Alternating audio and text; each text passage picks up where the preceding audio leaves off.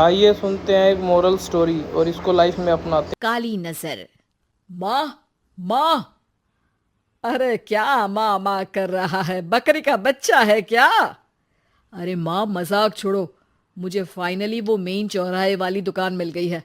अब देखना, आपका बेटा दुगनी स्पीड से पैसा कमाएगा। ओफो, ये क्या? मेरी ऑनलाइन मेकअप क्लास चल रही है। इतनी जोर से क्यों बोल रहे हो आप दोनों? अरे मेरी धर्म पत्नी जी, मेकअप क्लास बाद में करना। वो चौराहे वाली दुकान मिल गई है हमको। अरे वाह! रुको, मैं अपनी माँ को फोन लगाकर बता देती हूँ।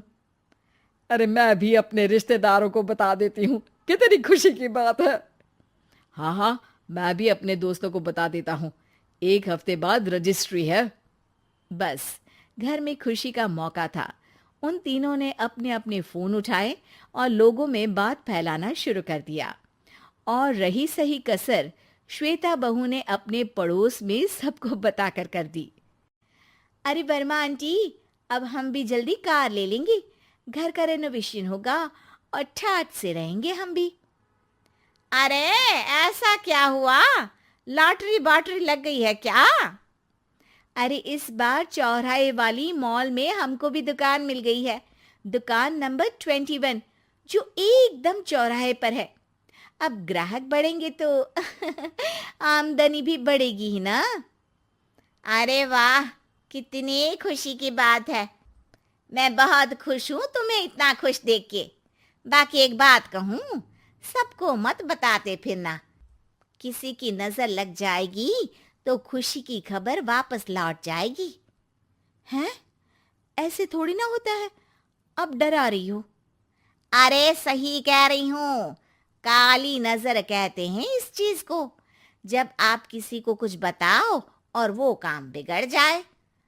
अरे लेकिन मैं तो। तुमने सबको बता दिया ना? हाँ, फोन लगा लगा के।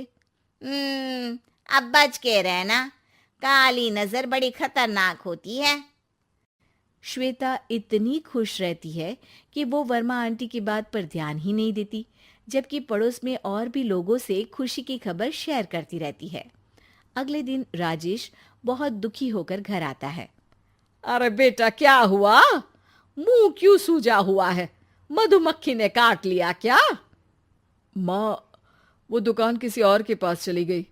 किसी ने ज्यादा भाव लगा दिया। अरे पर बात तो आपसे हुई थी ना उस दुकान वाले की।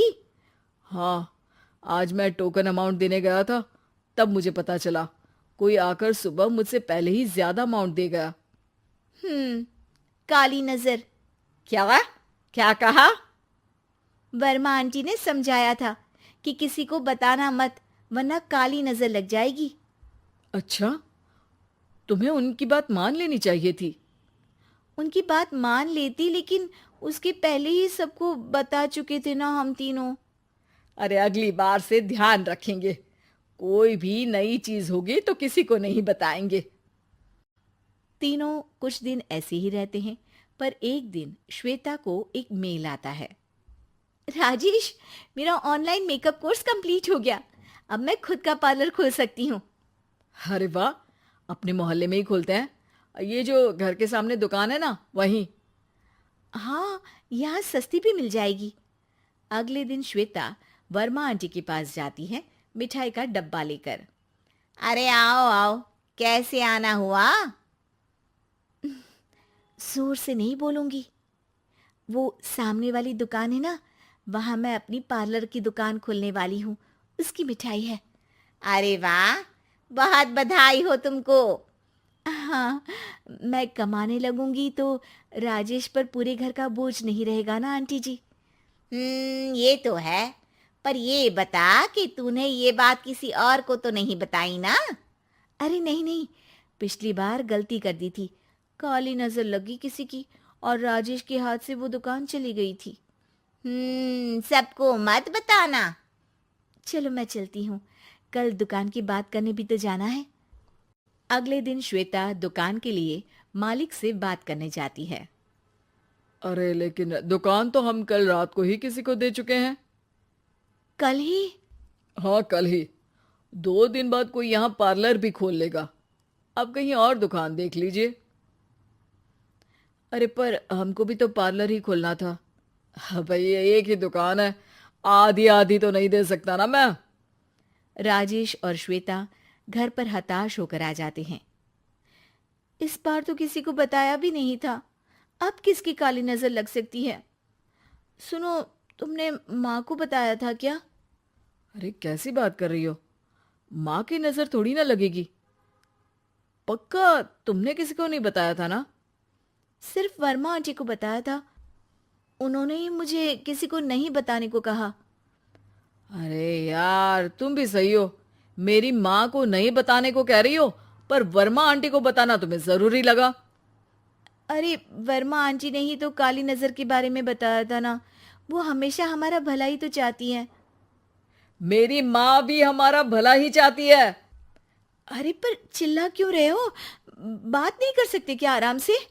नहीं आता वो आराम से बात करना, और करना भी नहीं चाहता हूं मैं। दुकान जाने का दुख गुस्से में बदल गया था और राजेश और श्वेता में बात बंद हो गई थी। 2 दिन बाद मोहल्ले में पार्लर का इनॉग्रेशन हुआ, जिसमें मोहल्ले के सभी लोगों को बुलाया गया, पर श्वेता, राजेश और माँ नहीं जाते। माँ, अंदर आ जाओ, क्या देख रही हो? अरे नया पार्लर देख रही हूं अपने आंगन से। देखो, माँ को दूसरे का सुख देखने में कितना मजा आ रहा है, मेरा दुख नहीं दिख रहा इन्हें। यहाँ मेरा पार्लर भी तो हो सकता था। अरे चुप रहो यार, हर बात में लड़ाई क्यों ढूंढ रही हो? राजेश और श्वेता फिर बहस करने लगते थे। तभी माँ ने दोनों को बाहर बुलाया। अरे जरा देखो तो, दुकान चलाने वाले का बोर्ड पर नाम क्या लिखा है? श्रुति वर्मा। गाड़ी निकाल बेटा, हमें कहीं जाना है। काली नजर का इलाज कराने? राजेश अपनी बाइक निकालता है। तीनों ट्रिपलिंग कर रहे हैं। माँ राजेश को उस मॉल वाली दुकान पर लेकर जाती है जहां राजेश अपनी दुकान खोलने वाला था। यही दुकान लेना चाहता था ना तू? हाँ, पर इनको भी दुखी करने लेकर आई हो क्या यहाँ पर दुकान दिखाकर? वहां काफी नहीं था? अरे श्वेता, थोड़ा सब्र रख, अभी पता चलेगा कि हम यहाँ क्यों आए हैं। बता, इस दुकान चलाने वाले का नाम क्या है? अनुपम वर्मा। कुछ समझ में आया? वो दुकान वाली श्रुति वर्मा, ये दुकान वाला अनुपम वर्मा, और हमारे पड़ोस में हमने उस दुकानों के बारे में बताया किसको था? अब वर्मा आंटी को। मतलब वर्मा आंटी ही हमारा काम बिगाड़ रही है? नहीं नहीं, ऐसा नहीं हो सकता, ये बस इत्तेफाक है। राजेश अपना फोन निकालता है और श्रुति वर्मा और अनुपम वर्मा के नाम फेसबुक पर सर्च करता है, जहां ये दोनों ही वर्मा आंटी के रिश्तेदार होते हैं।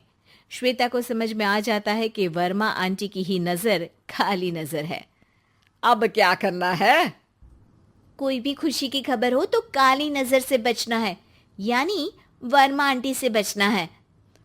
अरे पर मुझे ये समझ में नहीं आया कि वो हमारे साथ ऐसा क्यों करेंगी। अरे बेटा, एक सीख है, दूर के आदमी को आपकी तरक्की से कम परेशानी होगी, पड़ोसी को ज्यादा।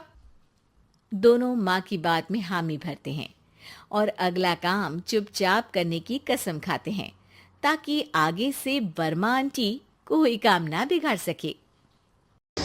आज की स्टोरी से हमें ये सीखने को मिलता है कि हम कुछ भी करने का सोचें या कुछ भी करना चाहें तो वो किसी को ना बताएं, लोगों को खुद ब खुद पता चल जाएगा वो होने के बाद। तो इसको अपनी लाइफ में ज़रूर डालें।